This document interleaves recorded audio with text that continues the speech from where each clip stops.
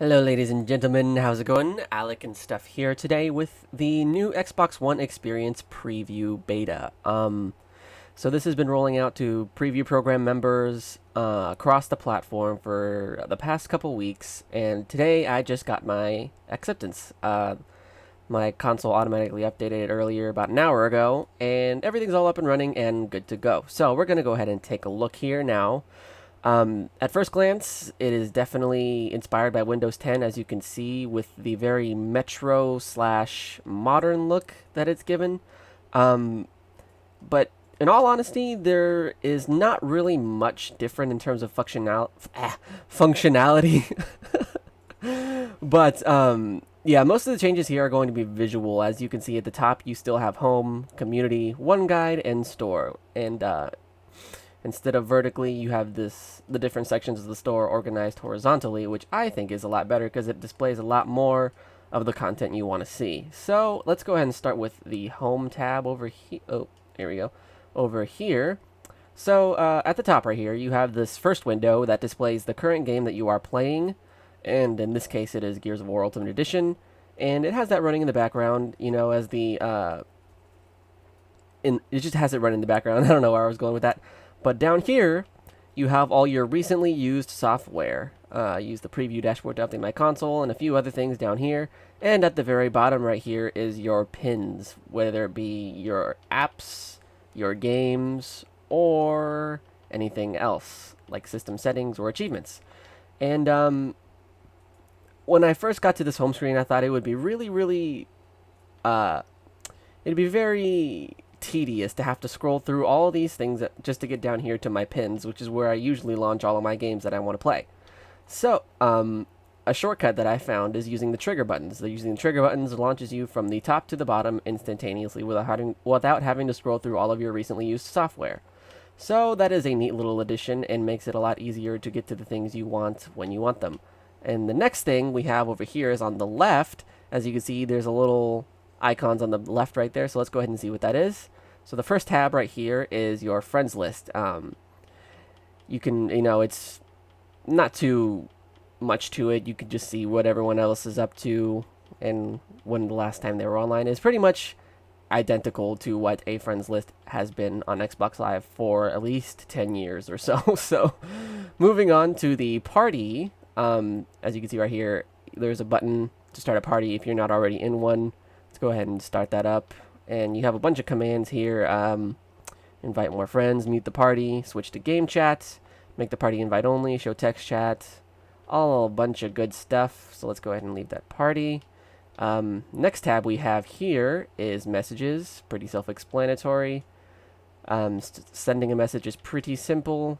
You just select who you want to send it to, and you're already on your way. I think in the future, as more things get added to this build, I think Cortana is going to be able to help you type out messages in the form of voice, text to chat, or no, voice to text. Oh gosh, sorry. But yeah, you get the idea. I think Cortana is being added sometime along the way. And here we have your notifications, and it is really nice to see that you don't have some arbitrary number always present at the top left of your screen. And another good thing about this is that your notifications are grouped. Not so here, but just to give you an idea, if I had multiple achievements unlocked for Gears of War Ultimate Edition, instead of displaying them, let's say I unlocked 5 achievements, instead of displaying 5 different tabs right here for an achievement, it'll have them all grouped right here, and you'd be able to tap your A button right here and see them all in a different list as opposed to here and making it all cluttered and whatnot. And another nice addition is the clear all button, which I'm going to be using quite a bit because notifications seem to be coming up quite often for me, whether it be friends coming online or what have you. And here we are at the second to last little tab here on the side. You have a button right here to take you to system settings. It's a nice little shortcut instead of going from the home screen. But we'll get to that in a minute. Going back here, quick little option right here to turn on and off your Connect microphone for in-game chats, and a turn off and restart console prompts. Okay, so here we are to snapping. It's pretty much, as I said before, almost identical to the way it was before, except everything is on the left. So if I wanted to snap my achievements, oh wow, it switches it to the right. That's weird. But yeah, here we have, typical snapping you've come to expect from the console.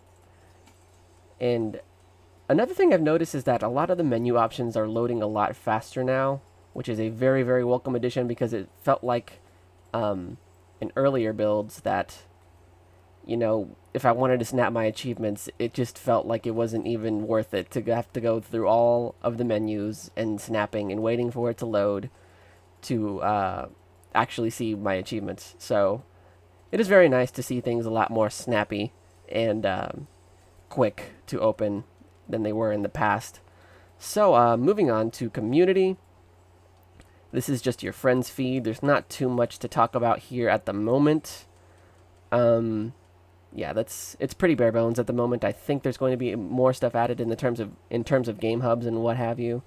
But for now, it's just pretty much your friends list and their activities and what they've been doing with their games. Moving on to the one guide. I don't really use this too much, but it's a lot more organized. As you can see, Crackle content is sorted into this column, or row, my bad. Same thing for Stars, Hulu Plus, as well as Xbox Video and FX. So, not much to talk about there. This is the new store design, as you saw a few minutes ago. It looks pretty much the same across all sections of the store, but we're going to go ahead and focus on the games, since that's what you typically buy a console for. So yeah, let's go ahead and go to the main store page right here. Sorry, I was buying a bunch of Rock Band songs before this game comes out tomorrow. And at the top, you have all of the facets of the store. So you have your main page right here for all of the full games. A little tab right here for additional DLC content for your games. And you can go to new, popular, pretty easy. Right here, I don't remember this being here with the last dashboard, but if you click this right here, you have subscriptions. And what that means is, subscriptions like Xbox Live Gold, as well as EA Access, are going to be displayed here. And I think these are the only two available on the store at the moment. So, yeah, there's not too much to talk about here. It'll show you your games with gold for the month for the Xbox Live Gold section, and for the EA Access, it'll show you all the games that will be available to you when you subscribe. So, moving on, we have a search function right here.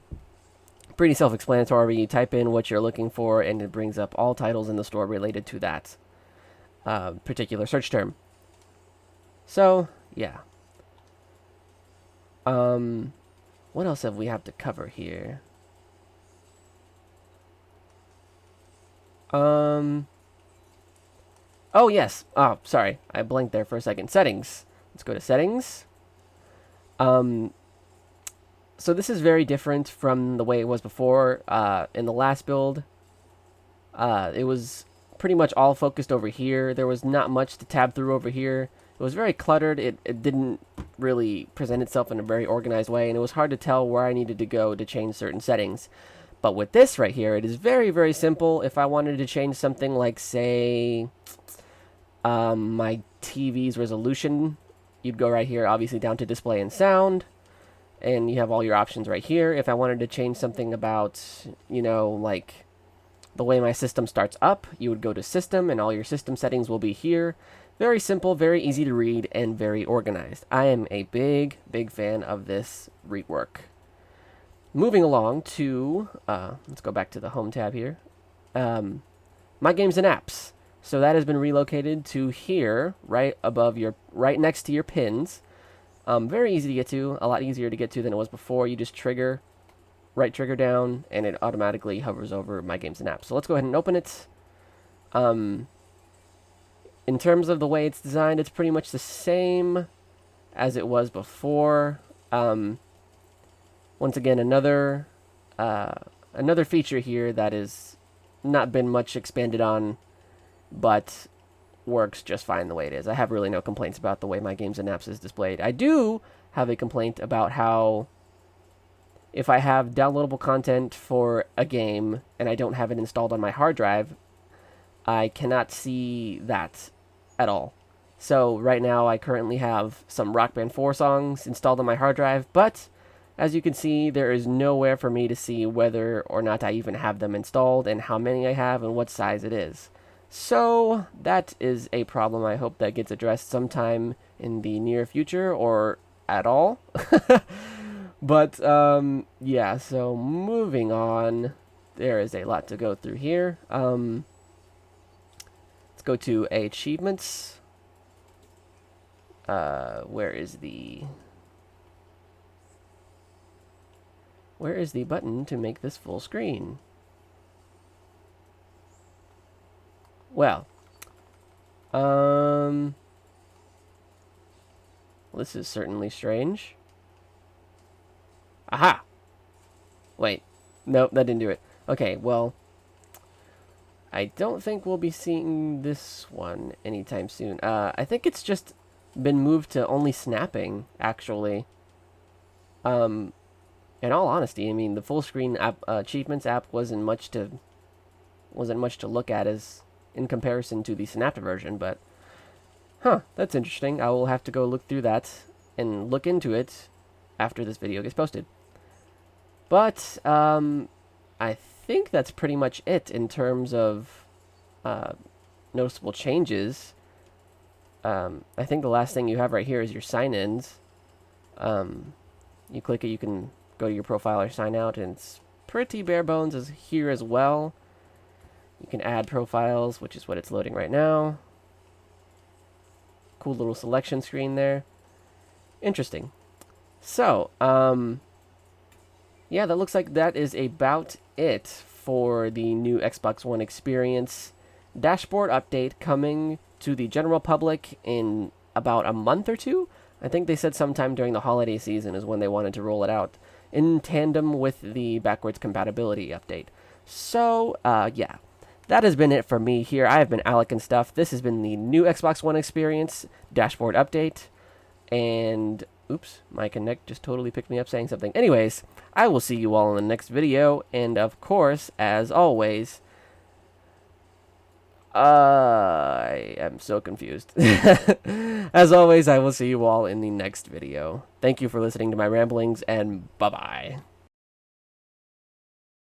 One big, mean, ant-blasting, impressive solo! Just engage in one giant battle with Mewtwo. I think that has a lot of potential, you know, showing the, like, getting a small community together and